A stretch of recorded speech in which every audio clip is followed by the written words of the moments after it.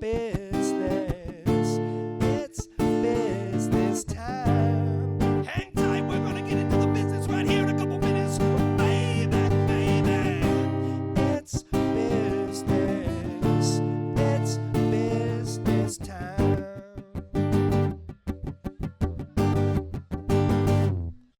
All right, we are here with week 45 of It's Business Time, and we have a special episode. We are joined this week by the 2024 Independent U.S. Senate nominee, Dr. Mike Katz. Thank you so much for joining us. Good to see you. Thank you for the opportunity. Yeah, absolutely. This was a really cool opportunity here for both of us. One of our previous guests, Michael Haspeen, was on, and he kind of got me into a lot of your stuff. I read your website. I dove right in, and I said, this is the perfect guy to have on It's Business Time for week 45. I don't know why. 45 always, it feels like a good number.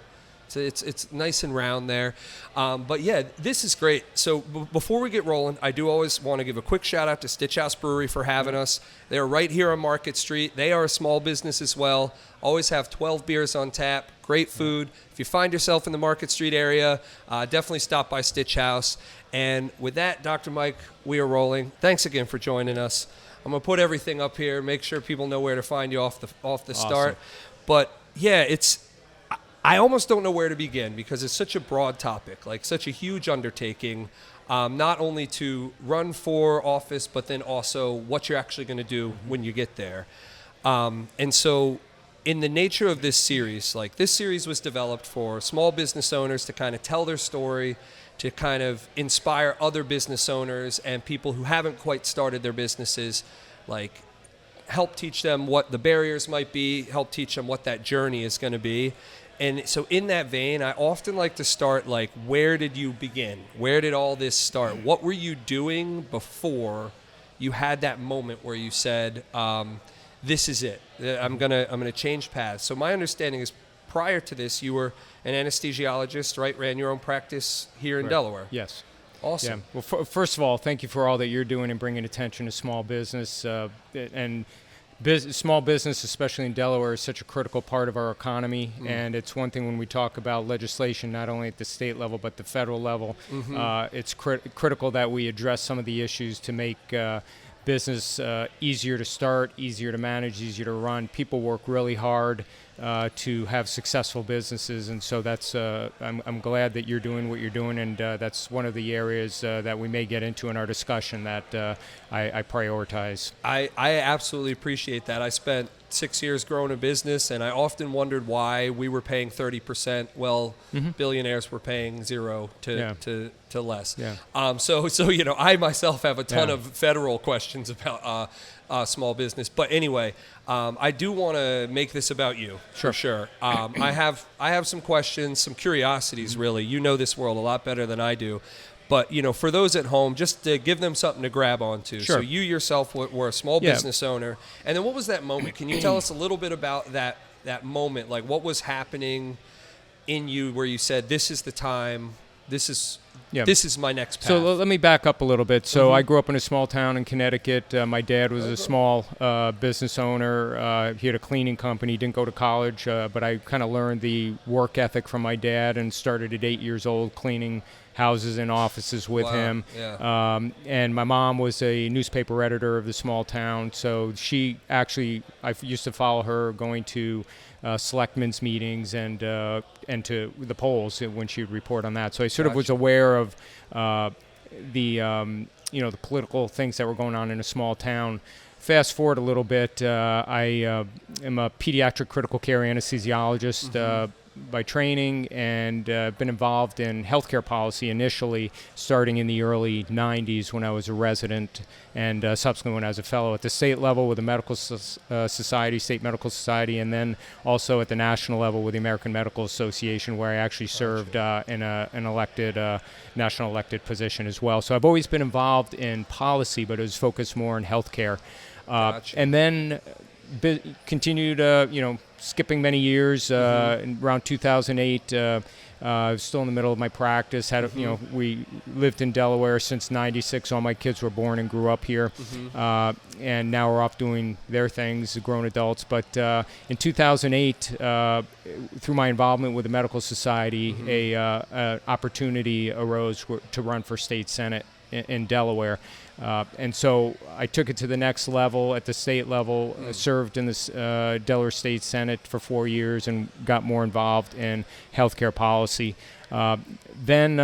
What years were those? That was elected in 2008 and served through 2012. Gotcha. Sorry to interrupt. And then, basically, I was never really a party person. I was a registered Democrat at that time. Probably, we believe, the first Democrat ever elected in my district, which was a Republican district, and really never marched to the party orders and started. It was a real education for me, understanding what it was like to work inside Legislative Hall and as an elected official, and actually having to deal with the party politics and just the conflicts that go on behind closed doors. Real quick, the state senator thing, that's interesting. I actually started my first small business with Harris B. McDowell III. Yes. His son. Yep. We both went to UAD together, and we did a little landscaping. Yep.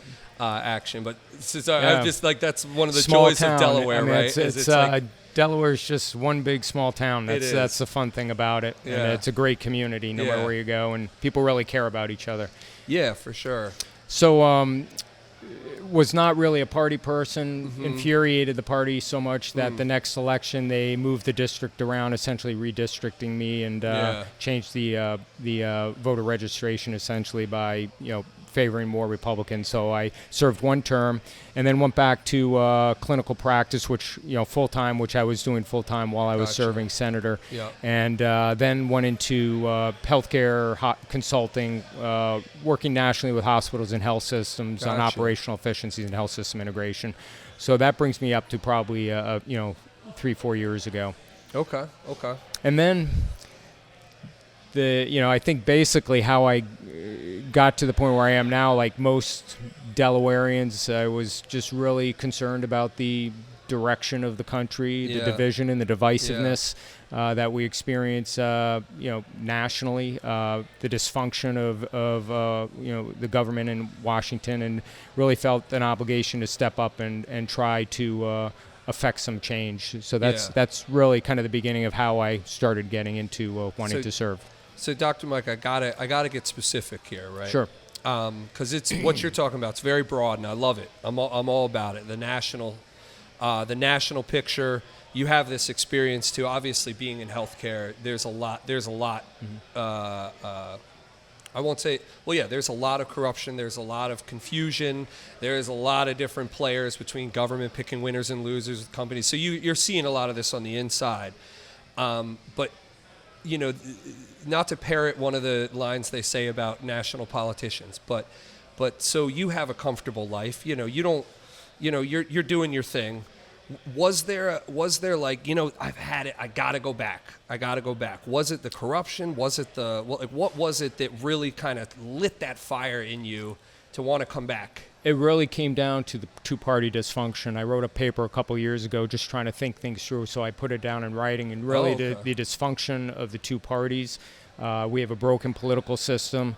It's really based on tribal politics, money, and the core value of winning. And the two parties, I believe, are really the root cause of our country's divisiveness and dysfunction. So I really felt that obligated as an independent and someone independent-minded. I had the ability and the resources and the experience not only in healthcare but in business, small business, large business. I understand policy, and I felt that looking at who else was out there that was going to potentially serve in the U.S. Senate, especially with Senator Carper stepping down.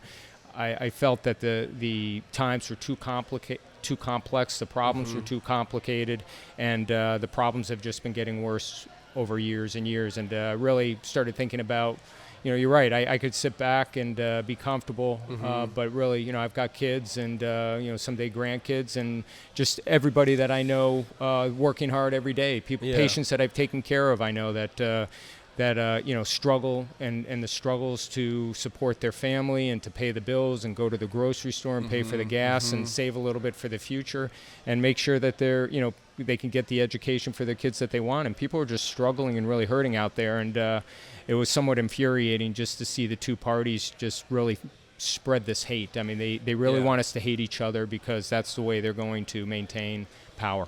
So it was time to change the narrative and to try to do something different and to create a paradigm shift, moving from political governance by politicians to post-political paradigm where we have governance by servant leaders. Servant leaders are those that step up and put people above party and service above self, and where we come together, we're all Delawareans, we're all Americans, to work together to solve problems.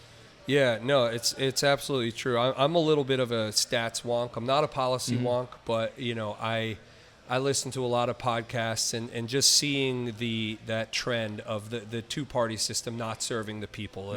The fact that we have like a 90-something% re-election rate on incumbency, while we have like a 23% approval rate for those incumbents, it's mind-blowing for one. And we all know why that is, which is because a small group of special interests are picking the winners and losers, which is a little bit of a segue into one of the things. So you're doing like kind of, you're going up one mountain, and then rather than going back down, you're going up another bigger mountain. So an independent is obviously very tough to run, but then also you don't take donations. Is that Correct. And the reason for that is it gets back to the two-party problem is that their core value is to win. That's their only value, and they will do whatever it takes to get that 50+1 to win and maintain power. It's a system based on money, special interests. I can tell you my opponent, Lisa Rochester, at the end of March, I haven't seen the end of June numbers yet, but the end of March, her numbers, she's raised well over $5 million. 75% of that money's from out of state.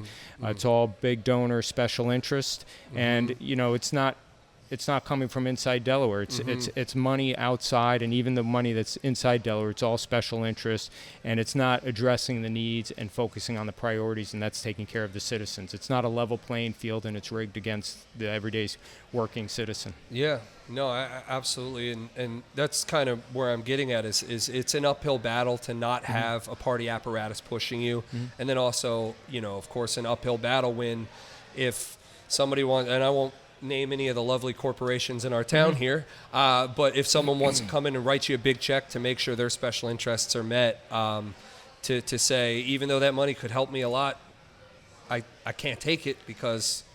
And the point is, we found it's actually...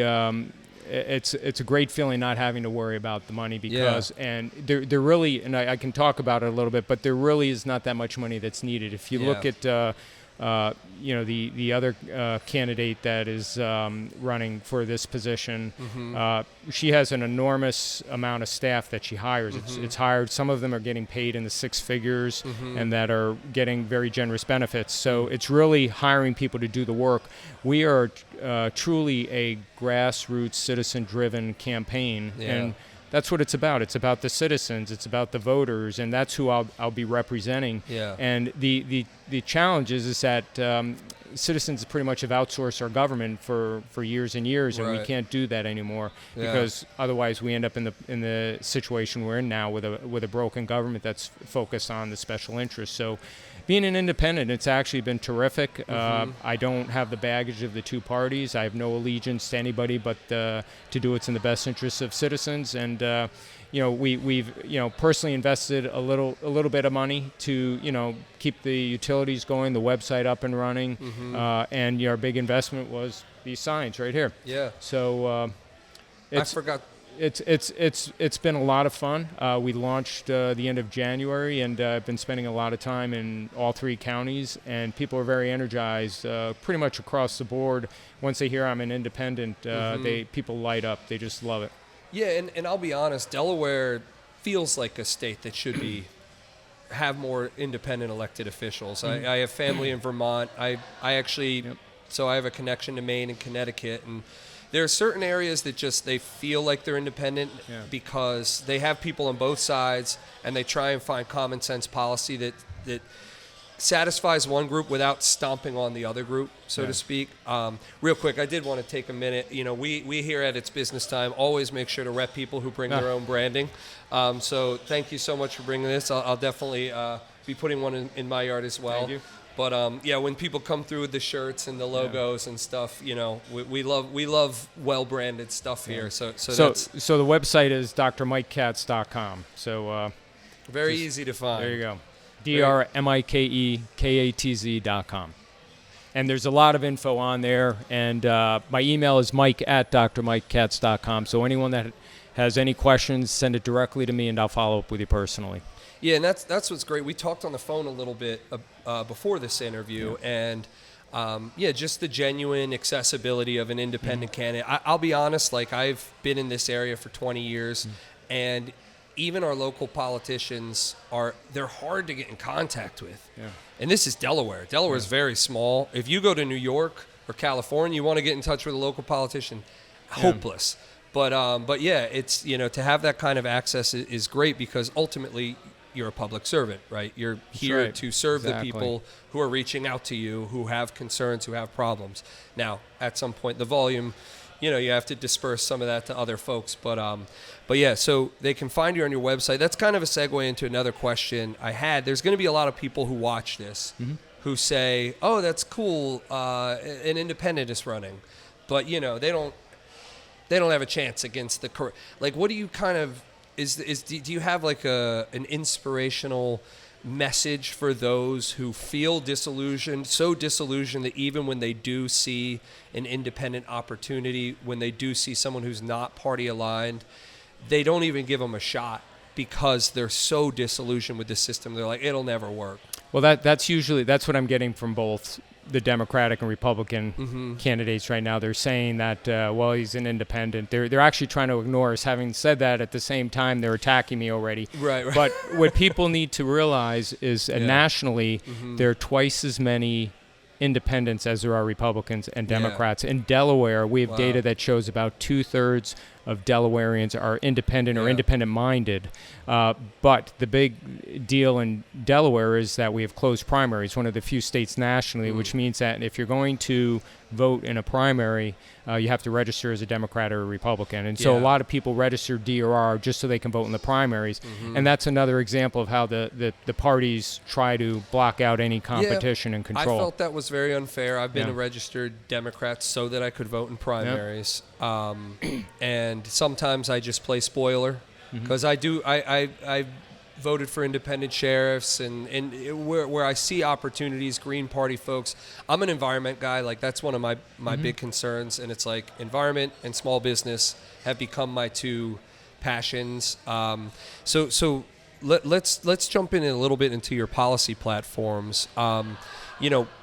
You're welcome to start with the ones that are most the ones that really stick out to you, the ones that really separate you from the people you're running against, or we can jump right into small business. I'll give you the choice here. Yeah, well, just to back up a little bit and show, just explain a little bit about how I solve problems.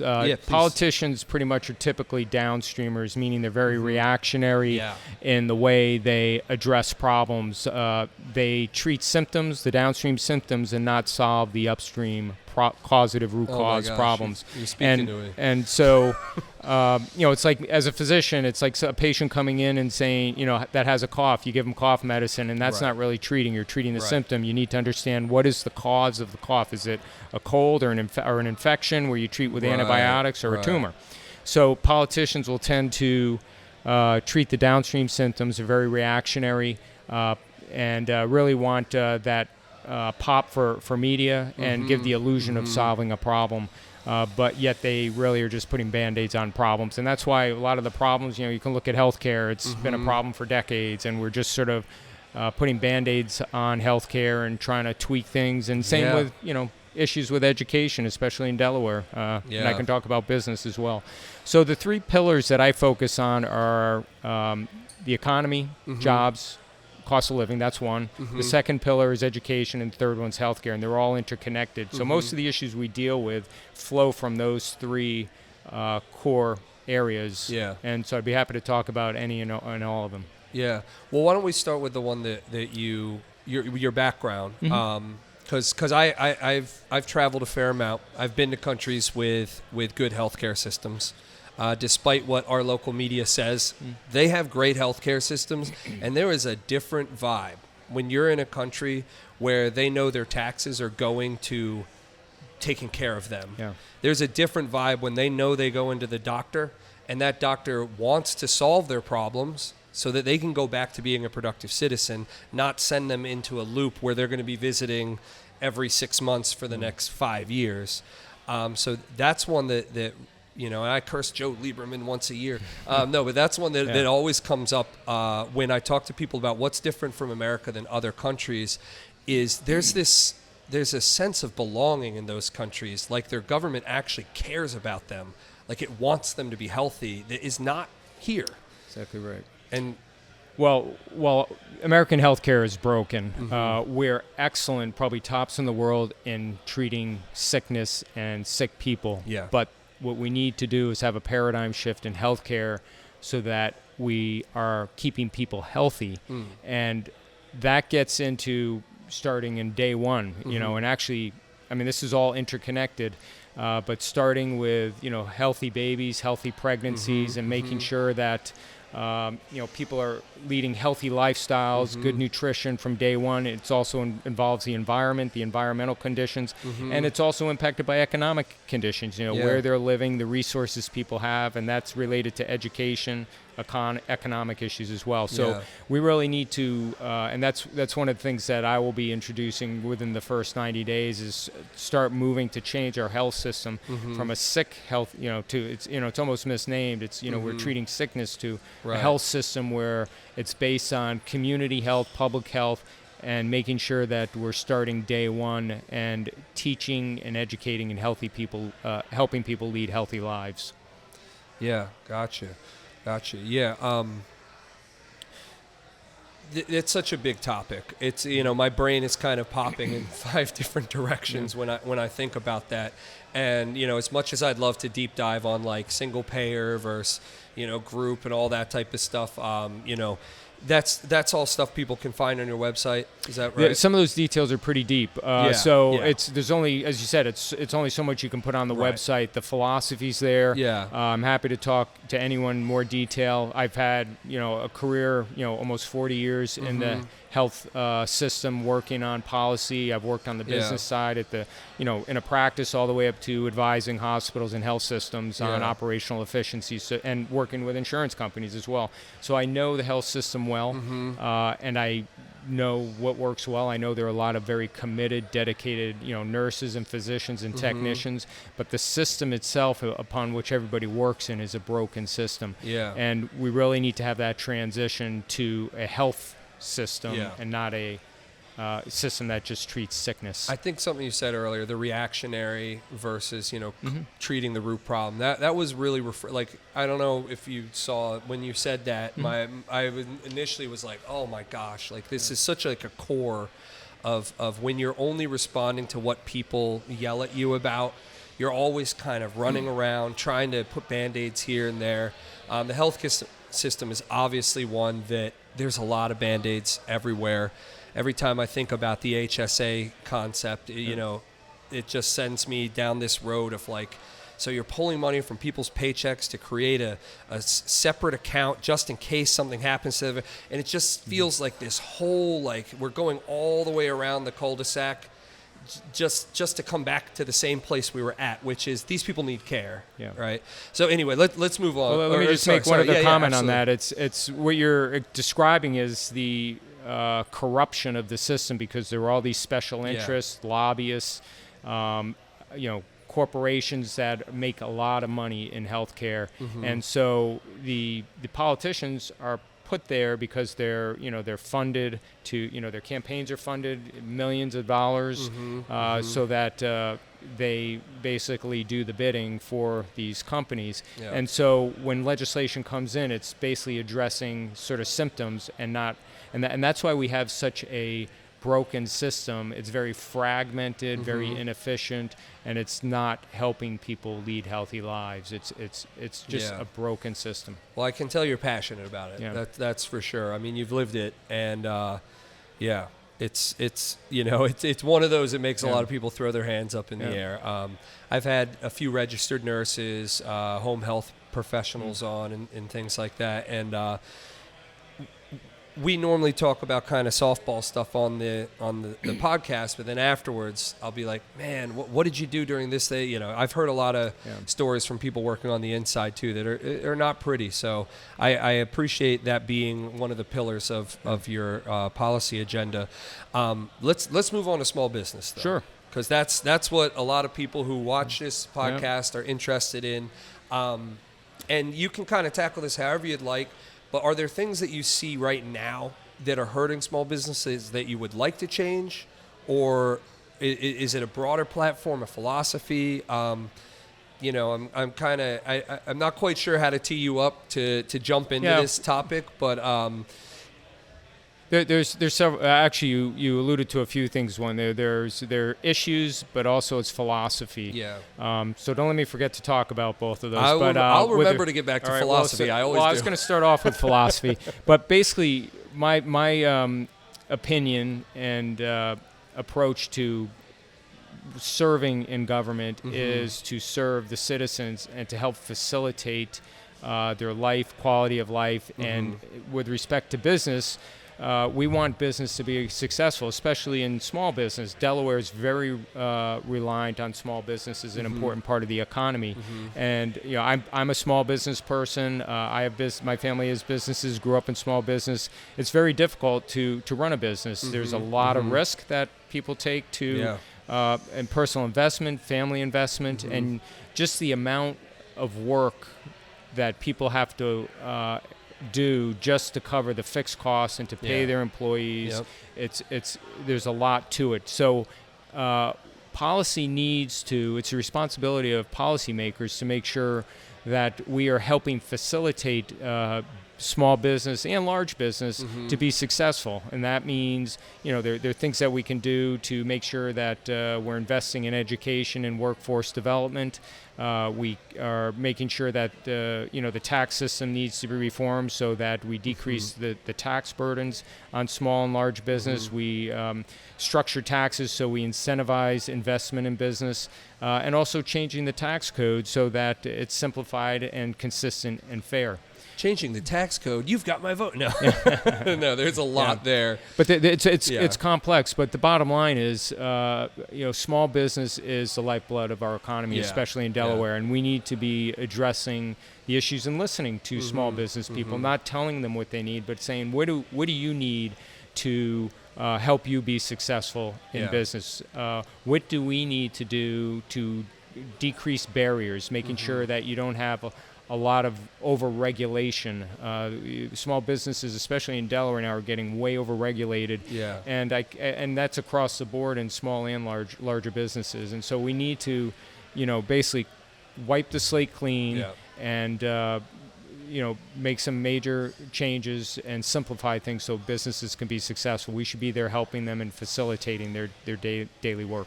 Yeah. The regulation thing, that hits home. I was in the children's music space. We developed a children's music curriculum, and between the regulations on public schools, the regulations on the internet and what can be shown on the internet, the regulations on sharing certain media, it was just, we had to practically become lawyers to navigate a space of teaching someone how to play Mary Had a Little Lamb. And now I absolutely respect a lot of the privacy laws in place for children and things like that. But man, it was just, so I wrote a lot of requests for proposals, RFPs, and it was just, I would have 50% of it dedicated to letting them know that we hit this expectation and this, and we don't do that. And that alone, I don't think a lot of people who are outside of small business realize how your capital is your time in small business. And when you're spending your time avoiding penalties, avoiding, the government showing up and basically creating problems, you're not spending your time developing products and serving customers. So the regulation side of things, that's each business is different, right? Like I want regulations on the people who are dumping waste. but then maybe free up some regulations on the people who are, running a restaurant and just like they're doing what we've done since the dawn of time, which is serving a few beers, giving someone a break from their day. And both of those have extreme regulations where I personally only think one deserves those regulations. And where do these regulations come from? They come from politicians that want to say, look what I did. Right. And many times, if not most times, the politicians making the legislation really have little, if any, experience in an area. And you nailed it. Yeah. We call that new manager syndrome. When the first person comes in, the new manager, they look around, and even if there aren't problems, they need to start changing stuff. Otherwise, they can't justify their salary. Yeah. But yeah, so regulations is one side of it. Taxes is, of course, another side. And this one gets very complex because it is very industry specific. Some products get taxed differently than other, SSAS or software as a service. That's a very different product than like making widgets or, jackets or something like that. Is there something that you believe should happen in the small business world that perhaps your opponents are not in favor of? Or is there something that differentiates you from those in that space? Well, what differentiates me is that I have actual work experience. Gotcha. Neither of them have started businesses, managed small business or even large businesses. One of them's been in politically appointed positions her entire life. The other person has a very thinly veiled history, which is thinly veiled in business. Inexperienced, But with respect to taxes, I mean, it gets back to, and I've got my undergrad degrees in economics, and I have an MBA, and plus experience, experience in business, growing and starting businesses and failing in businesses too. I mean, that's with any startup, and that's how you learn. Absolutely. But with taxes, taxes serve a couple purposes. One, the need to raise funds to do the basic responsibilities of the government, as far as, roads and national defense and things of that sort. But also with respect to business, taxes can be used to incentivize businesses to, have certain behaviors, to grow in certain areas, or to invest in certain areas. So, and then it can also be used to decrease behavior, like with tobacco and smoking. The taxes, you tax it higher, it's going to have that elasticity of demand, and it'll decrease the use of tobacco products for health reasons. But so, taxes are an important part of the equation, and as a business person, ideally you want it to be minimal because you want businesses to be extremely successful, because the more successful they are, the more they're going to invest, the more people they're going to hire, and the more salaries they're going to pay, which is, it kind of feeds on itself and helps build the economy and creates more opportunity for more people. Yeah. No, I can definitely see that, and it's almost like there's tiers, like in that early tier. You want the biggest barrier to growing your business to be the quality of the services or products you provide, and the customers that purchase them. You don't want the biggest barriers to be regulations and taxes. Exactly. And often it feels that way. And I'll say Delaware is better than a lot of states in the early stages, but it still has a long way to go. And then, like you said, the larger a business gets, the more kind of pressure they can sustain from higher taxes. Like that does feed back into the ecosystem.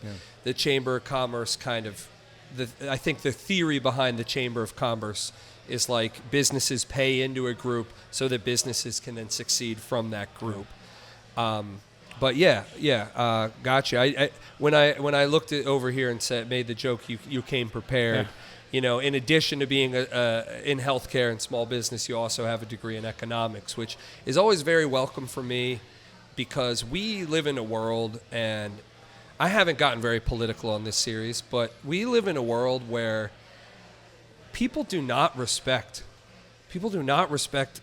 the science and the education that go behind a lot of policy decisions. And someone with an opinion is not the same as someone who has spent years studying this.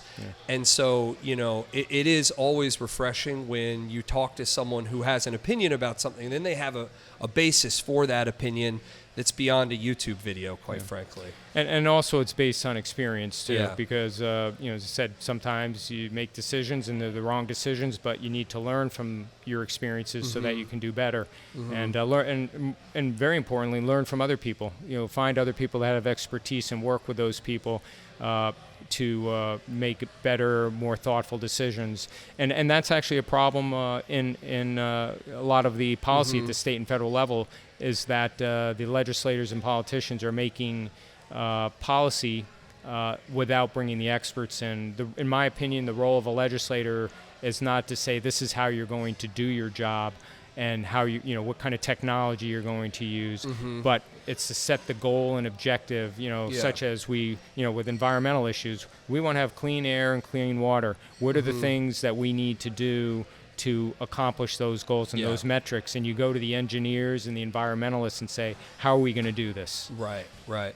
Yeah, and that you kind of touched on why the environment is a big cause for me, is because if you have clean air, clean water, places where people can fish and relax and enjoy themselves, that ties into mental health. Mental health ties into stress. Stress ties into long-term health conditions. Yeah. And to me, that's like it's one of those, let's attack the root of the problem, which is we have too many people stuck inside, alone, no friends, no family. They're sitting on their phone, driving up anxiety. Yep. And to walk in the sun in a nice park. I often go down to Old Newcastle to remind myself, I love Old Newcastle. Yeah. It's got like the historic vibes, and then it's also got the ocean right there. And that just kind of reminds me that no matter where I am, I'm only 10 minutes away from like sitting on a pier with, the wind blowing and the birds coming in and stuff. Yeah. And so, I mean, I feel like I ranked the environment high early on as I started to think about politics, because it's one of the root causes for me. Well, it's one of those pillars I mentioned. Yeah. It's healthcare. It's part of health. So we need a healthy environment so that we lead healthy lives. So it goes to one of those pillars. Yeah. Sorry, I stole the microphone for a minute. No, that's good. I'm learning. Start to drift off. It's all good. But yeah, this has been awesome having you on. So we've touched on two pillars here. We've got healthcare. We've got the small business. And then was jobs? Education. Education. Jobs is part of the jobs okay, economy, gotcha. Cost of living. And cost of living, I think everybody understands and agrees that cost of living, it's too expensive, the groceries, gas, and so forth. Absolutely. With respect to, and there's a lot that goes into that. I mean, one of the, it comes back to the supply-demand curve. Yeah. If you jack up the demand, price is going to go up. Why did our demand jack up so quickly? Is because so much money was pumped into the economy, and that's going to create increased demand and jack up the prices and subsequent inflation. With respect to education, that's a key component for me. And it gets back to right now, our education system's broken, especially in Delaware. We are one of the highest expenditures per pupil in the country, yet we're on the bottom as far as outcomes. And my feeling is that with education, and it's all tied in, interconnected to health and economic prosperity later in life. But it's we need to start early on, from day one in early childhood education. As a pediatric critical care anesthesiologist, I know that the first couple years of a child's brain development are critical. That's when the brain's developing rapidly, a lot of neuronal development. Yep. And so we need to have healthy babies and healthy pregnancies, and then start education from pretty much, day one, appropriate education, early childhood education. And if you wait until kindergarten or pre-K, you're already behind. Yeah, no, you're preaching the converted. Our target group for the children's music was age 2 to 5. That's the critical language learning period for a child. There's so much that they learn in that period from 2 to 5. And then, of course, before then as well. But I was in marketing for a while for that group, and I'm an uncle to 10, and I was always trying to come up with ideas like, how do we educate parents how important that period is? And one of the jokes I made, but never really put out there, was this period, this 3-year period, is how you multiply everything they do for the rest of their life, from middle school to high school to college. Like, do you want them to get a college degree and then throw it away, or do you want them to get a college degree and understand how they fit into the world? Well, that's what early childhood education does, is show them how they can fit in. In particular, when we're talking music, the brain development. It's critical. It really, when you start to understand how everything fits together, That's where, you feel your sense of citizenship. That's where you feel like you're part of something bigger. And I think I'm tying this back to you being an independent here too. I think a lot of the problem right now is people don't feel like they're part of the system that they're living in. And I think that is because of the two-party. You pick a side, and now you're only half of this world. Yeah. We're everywhere you go and everyone you talk to, you're only half. Oh, are you on that side or this side? Exactly. And that partisanship, I think, is really killing our spirits too, because it wasn't even 10 years ago that we all proudly flown American flags. Yep. And now everybody, should I fly it? What are they going to think about it? And there's a lot of like overthinking. I feel like people are losing their sense of unity and community, which was why, when you reached out, I read your platform, the independent candidate. I do think we need to kind of recenter and believe that there is policy that can help all the people, 100%, both sides. So yeah, it's been wonderful to have you on. Yeah, no, I appreciate it. Yeah, and I don't want to. You're a wealth of this information. I really do want to do some deep dives with you. We'll probably do that afterwards, or maybe a break off. Yeah. No, definitely. I appreciate the opportunity. Just some of the things that you were just talking about a moment ago. There's a lot behind that as well. Well, so. I know that was inspired by some of the stuff I was reading about you as well. But let's do one last little. What's the best way for people to find you? Obviously, checking out the website, drmikekatz.com. You got it. And then is there any other preferred method of contact? Any a way for people to volunteer? Everything kind of goes through the website there? Yep. Sign up for our email. That's the best way that you can communicate with us. If you get the email, you'll get our notices and our social media. And also I'm available. Send me an email, and I'd be happy to meet with anyone anywhere in the state for coffee. I've been doing it for the last several months, and it's really do that. Take them up on that. Yeah. It's really a grassroots, citizen-driven initiative, and I agree with you. Everybody needs to step up. This is the time. Yeah. We shouldn't be divided by what party we're in, and that's exactly what the two parties want us to do. They spread the hate. You're either with us or you're against us, and that's to meet their specific needs.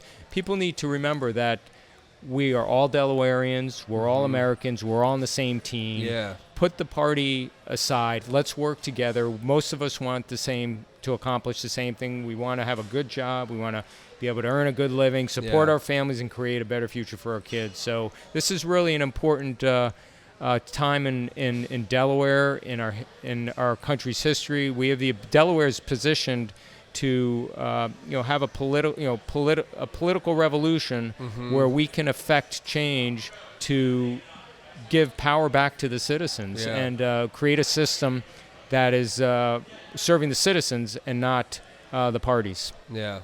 I love it. We're all on the same team, elect competent people. Yeah. Dr. Mike, thank you so much for joining. Thank you so much. I really appreciate it. It's a lot of fun. Yeah, for sure. We'll definitely have to have you back here soon, and maybe I'll do a branch off where we can do deep dives, because I have a lot to learn about the deep dives. Yeah. You seem like a great person to learn from.